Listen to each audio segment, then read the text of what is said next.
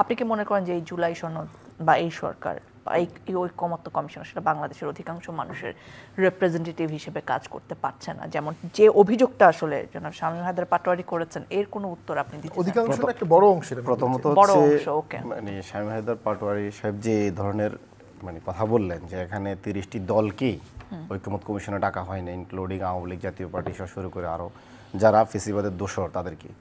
আমি ওনার এই কথা তীব্র নিন্দা এবং প্রতিবাদ জানাই। আপনাকে বুঝতে হবে আমরা কোনো নিয়মতান্ত্রিকভাবে বা সাংবিধানিকভাবে বা নিয়মতান্ত্রিক কোনো আন্দোলনের মধ্য দিয়ে এই ফেসিবাদকে আমরা পরাজিত করি না।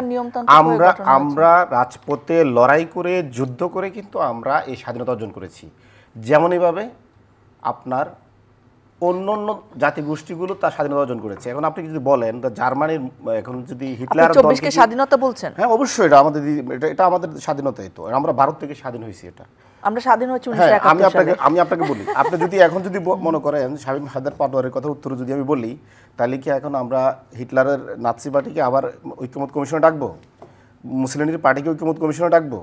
আমরা কি আশরাফ গানির সরকারকে আবার মানে পার্টিকে ডাকবো?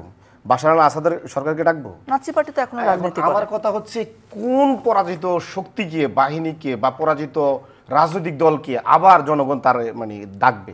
তার তো থাকার কথা ছিল এখন কারাগারে, ফাঁসির কাস্টের জন্য অপেক্ষা করার কথা ছিল এই 30 দলীয়টা তাদেরকে। এখন আমরা মনে করি বাংলাদেশ যদি এই ভূমি থাকে তাদের একদিন ফাঁসি হবে। কেন ফাঁসি হবে? তারা এই দেশে গুমতন্ত্র কায়েম করেছে, এদেশে তারা বিমান হামলা করে আমাদের শিশুদের হত্যা করেছে। মানে ওই 30টা দলের সবাইকে অবশ্যই তারা মানে শামীম হায়দার পাটোয়ারি সহ। হ্যাঁ, কেন হবে না? আপনি আবার বলেন, এই যে বিগত 17 বছর যে গুম খুন করেছে শামীম হায়দার পাটোয়ারিদের দল, কখনো কি আর প্রতিবাদে পার্লামেন্ট থেকে বের হয়ে এসেছে? আসে নাই। নির্বাচন বয়কট করেছে? করে নাই। রাষ্ট্রীয় সকল সুযোগ সুবিধা নিয়েছে এবং আওয়ামী লীগের এই সমস্ত অপকর্মের বৈধতা দিয়েছে এবং এই অপকর্মের জন্য তাকে বিরোধী দলীয় একটা সাপোর্ট দিয়েছে সবসময়, যেটা হচ্ছে আপনার গৃহপালিত বিরোধী দল। দ্বিতীয়ত হচ্ছে এই দলগুলো কখনোই বাংলাদেশের পক্ষে কাজ করে নাই, বিশেষ করে জাতীয় পার্টি। আমরা মনে করি জাতীয় পার্টি আফা চলে যাওয়ার পরে এখন বাংলাদেশে ভারতীয় সবচেয়ে বড় বিশ্বস্ত দোষর হচ্ছে জাপা। এখন আপার দায়িত্ব পালন করছেন জাপা। কিভাবে? আমি আপনাকে প্রমাণ করে দিই। আগে শেখ হাসিনা ছিলেন ভারতের এখানে প্রধান কর্মকর্তা, যাকে আপনি সভাপতি মনে করতে পারেন।